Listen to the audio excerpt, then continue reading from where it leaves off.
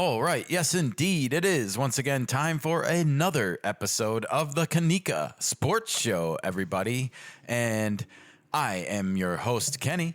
I am once again joined on this Wednesday afternoon by my lovely co-host. She's the one. She is the only. Producer Nika, everybody. Woo! Hello, everybody, and hello to you too, Kenny. We had to jump on the mics because we had some breaking news. Ladies and gentlemen, can I please have your attention? This bullet just handed to me.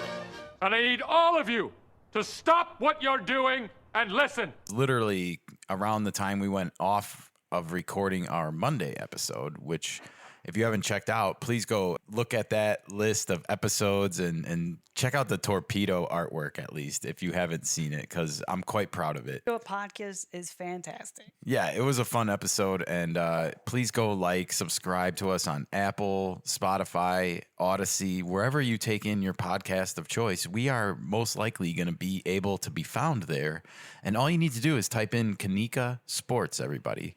And giving us a like or a subscribe really helps us out more than anything. So if you can do that for us, we really, really appreciate it. But Nika and I, no secret, are huge San Diego Padres fans. And shortly after we recorded our episode on Monday morning, which is our usual baseball podcast, word started to leak out on X, formerly known as Twitter, that Jurickson Profar, one of our favorite players last year on the Padres playoff team, was going to be suspended by Major League Baseball for violating the performance enhancing drug policy, and that comes with a 80-game suspension. And also, he's not eligible to participate in the postseason games. I don't understand how that works. Yeah, that's something that I think. Well, okay, so there's a lot going on here, but yes, so this was then confirmed a couple hours later. It started to trickle out, and then, everyone had to do like the announcements about it. We got the, press conference, dugout, like interactions. Now, Mike Schilt, as soon as he came out for his dugout conversation, he was asked about this, and so here's what he had to say. Cameras were able to catch this, everybody. I literally just found out before I got out here, and I love Jurickson Profar no more, no less right now than I loved him an hour ago. I still love him, and I don't know the circumstances behind it, but I know the person that is pro, and I love the guy. Are you surprised by it? Considering everything that you do know about it, are you surprised by it? I don't know what you want me to say. Yeah, I'm surprised by it. I mean, I think, all I can tell you is I don't know the circumstances, so I'm not going to speak to it. All I can tell you is I love Profar, and I'll support him regardless. So, yeah, as you can hear, there's a lot of, I think no one knows what to say, right? All you can do is just say, look, everybody's a human being at the end of the day. I love Mike Schilt's answer here. He should run for president. This was a politically correct answer. It was a politically correct answer, but not in a negative sense. Right. It was just kind of to be like, look, I don't know what happened. I'm still gathering all the information or whatnot. And Mike Schilt's not his manager. I want to remind people so that he's probably not gathering more information. But he said, he doesn't really fully understand everything yet, but he still loves the person. And I think at the end of the day, we have to remember that before I even say what I'm about to say today on this podcast, that Jurickson Profar is a human being that's living through this right now. And so he is suspended for 80 games. And as Nika mentioned, he is ineligible also as a result of this violation to participate in this year's postseason, everybody. So no matter if he comes back in June after his 80 games are up, because he got popped so early now, he's going to be back literally in June. Well, yeah, there's 3 games in the season? So 162 games. So half a season, he's suspended. The other half, he's eligible to play. I just don't understand why the postseason is off limits for him. My heart skipped when I saw this news because for starters, we follow the Padres so close. it's no secret to anybody that does this that Fernando Tatis Jr. and Jurickson Profar were literally training together this offseason. And you see one of them gets popped for PEDs, and you see that the other one was popped for PEDs 4 years ago now, and in that heartbreaking 2022? So it's literally been like almost 3 seasons ago before this one being the fourth, you know, and knowing that history and having to have gone through that history and endured it and then come out on the other side of it and feel like it just takes you right back to that moment again all of a sudden, right? Yeah, but you are correlating things. It's just guilt by association. That's one thing. But correlation doesn't make causation. Of course. I'm just letting you know where my head went initially, because I was like, oh my God, I hope that's not the next news that's coming out. And, you know, it's only been a couple days. And so I don't want chickens to get ahead of the hatching, or I don't want to count the chickens before they hatch, I should say. But I just, you know, there's an immediate concern there, I think, when you are talking about the player, Profar, and who he associates with. Well, also, there were other players that do the summer training with them, like Acuna, for instance. He was there, maybe not last season. I don't know. But he is part of that group that trains together with Tatis' father. Yes, that's, I think, where a lot of this is coming from, at least, you know. But I mean, I know Acuna wasn't in the video that was posted in the fall or in the winter that I saw this year of Profar and Tatis. That's all I'm saying. Like, I don't want Fernando Tatis Jr. to get intermixed up in this right now. Not when he's like having a phenomenal start to his season and, for all intents and purposes, has put his own PED incident in the past, you know? So I think that's the last thing anyone would ever want to see, especially if you're a fan of baseball. Like, he's rebranded himself and rejuvenated his image, I guess, or rehabilitated his image enough to where he's in the good graces of the baseball establishment media again, and he doesn't want to go through that again. For sure. And Tatis had a hole to climb out of. He had to prove himself again that he is the player that he was meant to be before he got popped. And for all intents and purposes, like, he's almost done that, but he hasn't yet. You know, he hasn't played a full season healthy, I think, to where he should have been able to do that yet. You know, 2023 was awful for the Padres. I think everybody saw it. He didn't even play a full season. He had to finish serving his suspension for like the first 2 or 3 weeks of that season. Last year, he missed, a bunch of games in the summer with the stress reaction in his legs. So he didn't play a full season. We haven't seen the 40 home run mark hit by Fernando since he got popped. And I think that's what a few people are wanting to see before they fully forgive and say, like, oh, well, he was capable, you know, of whatever without it. Now, Profar, on the other hand, is going to have a more difficult rehabilitation, I think, of his baseball image here, because a lot of what he got in this offseason contract from the Atlanta Braves, 3 years, $42 million at the age of 32, was primarily because of what he did last year, right? And what he was able to show that he did last year. And now I think there's a lot of people that are wondering, like, was this actually a legitimate season that he put up last year? Were these legitimate numbers? And when you look at the back of the baseball card, I mean, you could take a highlighter to last season with the numbers because they jump out. The batting average is higher. The home run totals are higher. The RBIs are higher. Like, all the things that we use as a metric in baseball judgment are higher. So go ahead, Nika. Yes, but there's also a second half to that story for last year. Jurickson Profar and his son was a driving force for Jurickson to become the player he was at least at the beginning or the first half of the season.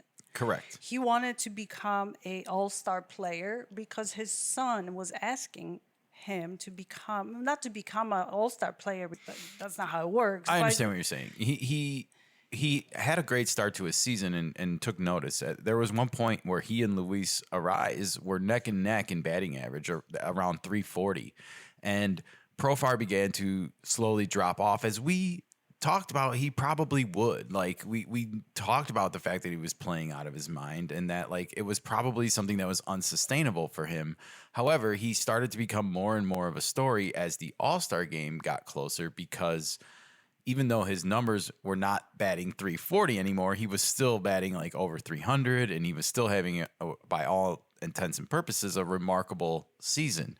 Then the national media kind of got introduced to his kid, who was like sort of lobbying on his behalf, like, hey, don't forget about my dad. I want him to make the All-Star team. And like through those interactions, we saw what you talked about, like how they watch the All-Star game together every year, father and son, while he's not there. And, you know, the son gets old enough to, why don't you ever play, Dad? And, well, I'm not good enough, kind of. And then all of a sudden he was good enough, and it was this moment. And it was a really nice moment that I feel like is now, unfortunately, like forever tainted by this. Yeah, you know? How do you explain this situation to a 10-year-old? Well, and that's what I think we should kind of keep in mind as we judge and cast judgment on Jurickson Profar for this, is we know how much his kid loves baseball, and what now he has to bear the shame of explaining that to his son and his family, you know? And so just keep that in mind when you're judging him, that he is being punished by probably one of the hardest people to be judged by, your own child. Yes, exactly. That's So heartbreaking. It is going to be hard and heartbreaking for him. And, you know, kind of like, does it raise the question, like, did you cheat to get in the All-Star game for me? You know, like it sucks, you know, and like however you want to slice it and dice it, it sucks. And that's kind of why we got on the mics today, is because we still want to do our regular show Friday. And if we were to try to jam this story into the middle of that, we would have been on the mics forever. Well, that wouldn't be a problem for you. Might be a problem for you though. And I would definitely need some water. Like I'd have to get up and refresh. And well, the point was also to shine a light that what numbers tell a story, but there's also add-ons to that story that contributed to him playing out of his mind last season. Yeah, 100%. And he was looked at as a prodigy. He was a prospect coming up, and he had never sort of lived up to what they deemed his potential in 2013 when he came up. You know, he's not a young guy. Right. He's 32 years old and getting the biggest contract of his life right now at 3 years, $42 million. And that's not even a lot of money, right? Well, compared to what some people make. I know, but his contract got demoted because of the PED suspension to $36 million now.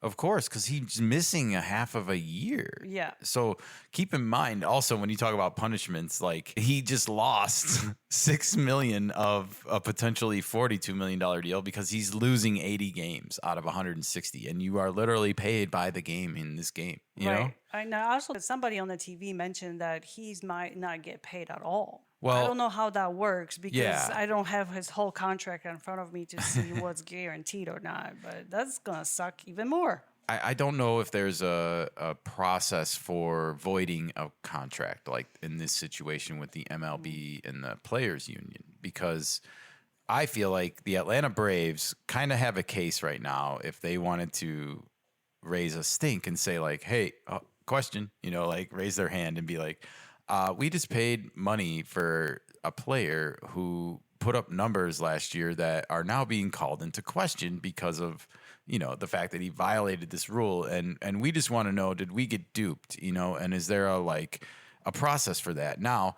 I would imagine this is, even though it's not a similar situation at all, it would probably fall under a similar situation as the Anthony Rendon situation with the Angels, where they are paying 7 years, $245 million to Anthony Rendon for basically what? He probably played a season worth of games over that time because of all the injury stints that he's had. And yet they don't have insurance on this contract. And I would wonder if something similar is happening with Jurickson Profar's contract where, you know, yes, he's suspended without pay, but he still is guaranteed the rest of his contract under the Players Union agreement, and that's ironclad. Like nothing can take that away from this unless he gets suspended again, right?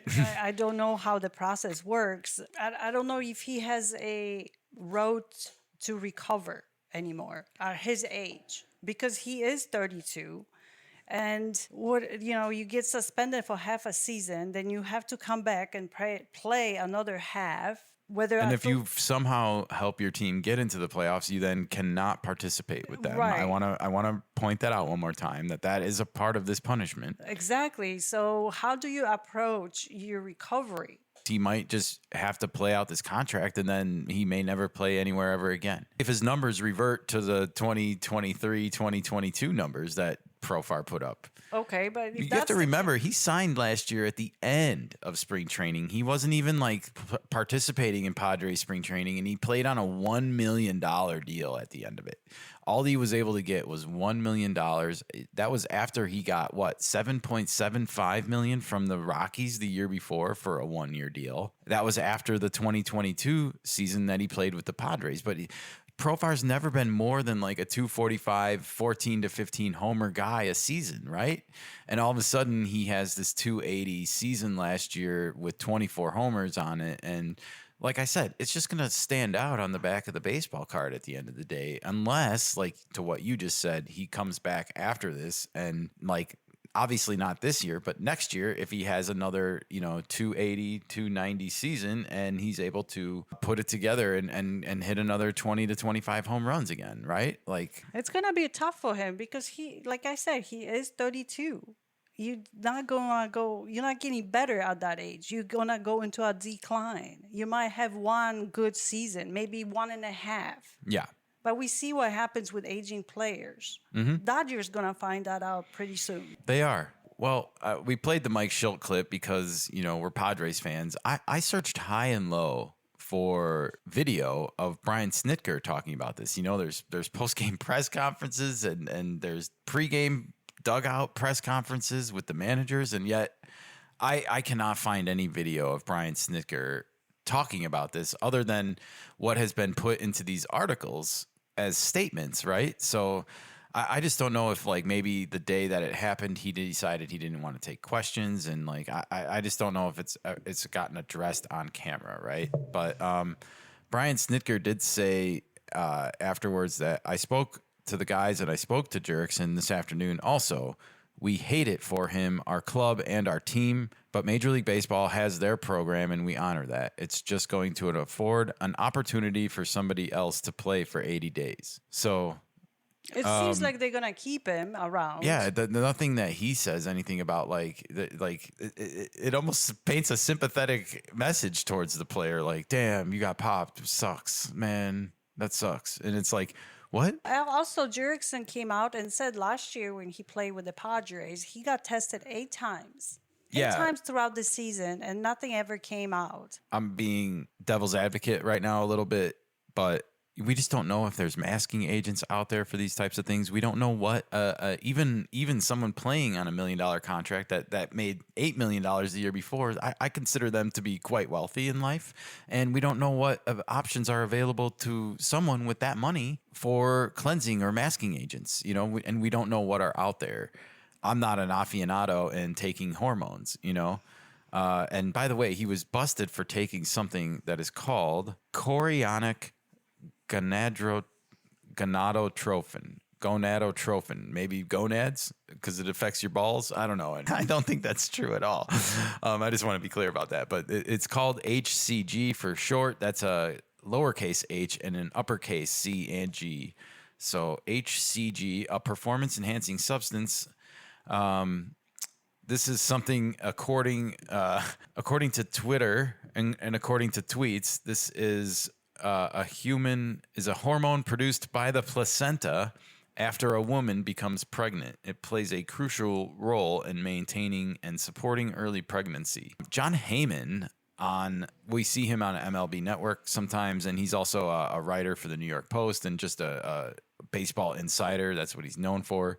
He said that Manny Ramirez, back in 2008, when he was popped with the Dodgers, I want to remind everyone, the Dodgers have been guilty of violations in the past in with regards to PEDs, and Manny Ramirez was definitely one of them. And anyone who watched him hit home runs against the Chicago Cubs in the playoffs the year before this would know what a damn dirty juicer he was, because he was hitting pop-ups over the fence for home runs in the playoffs and beating us after we won a record amount of games the first year Lou Piniella was manager of the Northsiders.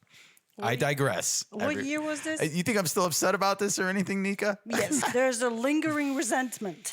Well, maybe just a little bit, but What year was this? This was 2007. So the following year, he gets popped for PEDs, and he got caught for taking the same exact thing. And according to John Heyman, this is what you take to restart your hormones after coming out of a steroid cycle. So if that's what indeed was happening here with Profar, that's kind of even more disappointing, right? Is there another reason to use this other than just try to clean up your stuff? If you're a man, probably not. So, I mean, assume the worst, everybody. Like, that's what happens when this happens. You know, the Tease was taking a cream for like a ringworm potentially, and you know that. But this is something totally different. I guess I just wanted to make that clear because it's weird that it's like they're far apart from each other, I guess. Okay, well, Profar released a statement through the Players Association, and it says, "Braves fans, today is the most difficult day of my baseball career. I am devastated to announce that I have been suspended for 80 games by Major League Baseball and the Commissioner's Office for testing positive for a banned substance this offseason. This is especially painful for me because anyone who knows me and has seen me play knows I am deeply passionate about the game. There's nothing I love more than competing with my teammates and being a fan favorite. I want to apologize to the entire Braves organization, my teammates, and the fans. It is because of my deep love and respect for this game that I would never knowingly do anything to cheat it. I have been tested my entire career, including 8 times last season alone, and have never tested positive. I would never willingly take a banned substance, but I take full responsibility and accept MLB's decision. I am devastated that I won't be on the field with my teammates for the next 80 games. I look forward to competing again at the highest level this season upon my return." End quote, Nika. Okay, that's interesting that he says that. I mean, he's not going to come out and say like, "Oh, damn, I got popped." Yeah, I mean, I think we always will commend anyone who takes responsibility for their actions. And I think a lot of people just have a lot of questions about when this was happening, what was happening. You know, if he you know, it says, you know, he was tested his entire career, including 8 times last season. Okay. We just don't know what resources are available. Do players have a hot phone? You know, like, you know, keep this beeper on you at all times. And if it goes off, know that someone's coming to test you. And we don't know what's available for them to put in their bodies to mask the test as well. Right, Nika? So I agree. Look, I hope there's not a big drug scandal running rampant through Major League Baseball, and there's a bunch of guys that are, you know, ducking tests. But, you know, Profar was the 4th guy to get popped for PEDs this year. The only reason people are being made aware of his presence is because the other 3 guys are in the minor leagues and they're nobodies. But last year, 2 guys were popped for PEDs, both rookies, including Ornelas on the Blue Jays. I can't remember his name, but I remember us talking about him debuting, and then like literally on Monday we had Bad Boys of Baseball playing because he got the PED suspension like literally right after his debut. So this really sucks, and I just wanted to take a moment and jump on the mics and like kind of get out our thoughts on it, Nika. So I'm reading what it does exactly. It is obviously a hormone enhancing drug that makes the body produce more testosterone for the men, versus for women is more for pregnancy uses. Right. It will like increase their fertility chances. Fertility, yeah. It's more towards developing progesterone hormone for women. That's what you needed the most before you get pregnant. They should have had this like story about like maybe his wife trying to get pregnant, whether it was true or not, like ready to go, because it seems like you could be like, oh, like she was taking this and it somehow got mixed into my protein shake or something. I don't know how it happened. I would never knowingly do this. Like it would have been more interesting story to go that route. It would have. But, well, they didn't use AI to get the answers. They did not.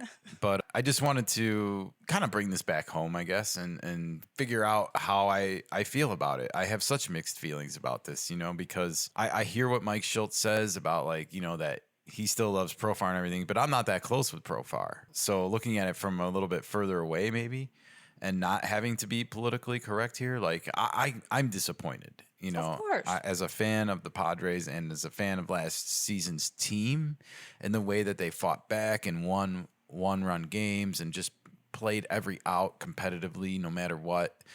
Like, I just feel Disappointed. a little bit disappointed and sort of betrayed by Profar a little bit, because we both supported him and went to bat for him on this podcast, especially when he was trying to get in the All-Star game, you know, and we were making it known and promoting his kid and the story behind his kid. But we also knew this is not sustainable for him to be at that level. And We maybe did. now, because we know what happened, it's a sad outlook for anybody, especially for his kid. It is. And as someone that grew up living through the steroid era and feeling that betrayal from players that I grew up enjoying and liking and collecting cards of and stuff like that, like it did ruin my relationship with baseball for a while, probably. As much as I don't want to look back on it and admit that, it sucked. And It had effect. It did, you know, have an effect on me. And here we are now. We're still talking about these things, you know, 20, 25 years later. The summer of Sosa and McGuire was a betrayal to me, you know, like, so it feels the same way as those feel a little bit. It feels the same way it felt when Fernando got popped. I was mad and disappointed in him. The difference is, though, different drug, number one, and the age group. Yeah. Tatis is a lot younger, so his grace, getting back to the graces of MLB, is a lot shorter versus Profar, which I don't really see him coming back and being looked at as he wants to redeem himself. Yeah, you know, I think he's going to try. I just don't know if Sure. he's going to be successful or able to be, because Look how much shade was thrown towards Fernando when he came back after the suspension. you bring up a great point. Like, Profar is going to have to live with standing in the on-deck circle and hearing, like, Booze. steroids. Like, I mean, we were in right field at Dodger Stadium watching the Padres play the Dodgers, and just constant chants of steroids the entire game were thrown at Fernando because he didn't even take a steroid. You know, he took a cream that is like a hormone. But Right, it's yet different. everyone just says roids, cheater. It doesn't matter. It's And the mob mentality. It's the street term for like a sports cheater. You're roiding, you know, you're roided up. That's it. Look what Sosa and Bonds are doing just to get back into the graces of MLB, just to Yeah. be considered to be in Hall of Fame. Well, they're trying. They're not Right. going to necessarily be successful, I know, but but they are they're trying to trying. kiss the ring and get back in the good graces of MLB, and They are bending the knee. they are bending the knee. And we are going to bend the knee, I think, to the timer on this episode, because I think I said everything I really wanted to say about this, Nika. I think there's disappointment on all to go around. And I think there is, you know, cautious optimism that, you know, there's going to be no one else involved in this particular incident, especially when it comes to last year's Padres team. Do you think if somebody else was involved, we would have heard by now? Yeah, you bring up an interesting point, and one of the things that Profar said was, you know, he tested positive for a banned substance in the off season, which means a couple things. You know, players are still tested at In the various offseason. points during the offseason. So just because they're not playing does not give them highway to do whatever they want with their bodies, I guess. And they don't just show up for spring training and be like, look, I'm clean, everybody. Like, they have to keep maintaining their cleanliness throughout the offseason, or at least some of them do. Did something similar happen to Tatis? He was in the offseason with the bike accident. No. Oh, no. He had the bike accident, but that was not when he was popped. He was popped when he was at his minor league rehab assignment, about to come back to the team in the middle of the season from the wrist injury. So, yeah. All right. Well, disappointment, and, you know, also want to, I guess, wish Profar a good luck with his off time, you know, like, and I hope whatever reflection comes upon this, I do want to give him props for accepting the punishment. I know people want these athletes to come out and be like, yeah, I did it. You know, like, they're never going to do that. You know, guys make more money than most of us are going to see in, like, you know, our whole lifetimes in a season. You know, like, I don't mean to be cruel about that. It's an injustice for sure, but it's just the way the world works. And, anyone that's made $8 million in a season playing baseball is going to be more well off than you. I'm sorry, that it's just unlikely that you're going to encounter that kind of wealth. And as much as you want to hear that from Jurickson Profar, like, yeah, I did it. Like, he's got handlers. He's got people that are helping him write these statements. Even the lowest baseball players have like agents and reps, and that comes with PR, publicity, people that write statements for you that are trained and prepared to handle these things when they arise for you. So he has this statement was released on behalf of the Players Association. So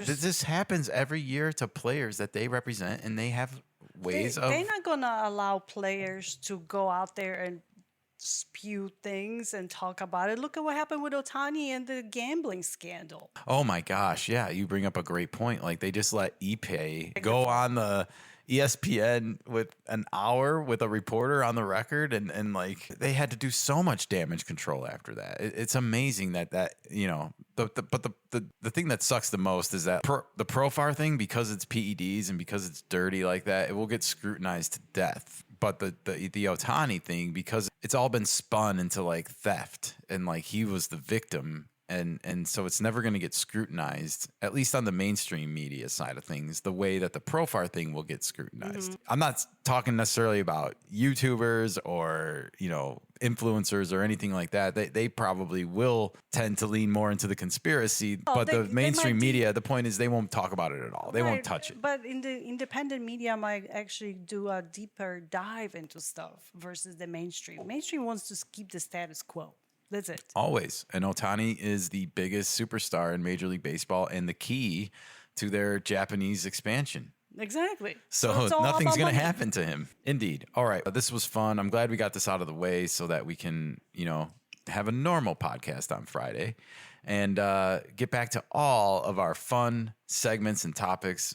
Nika, thank you so much for jumping on and doing this midweek. It's kind of a sad topic to talk about, but I'm glad it's over. We got games to watch.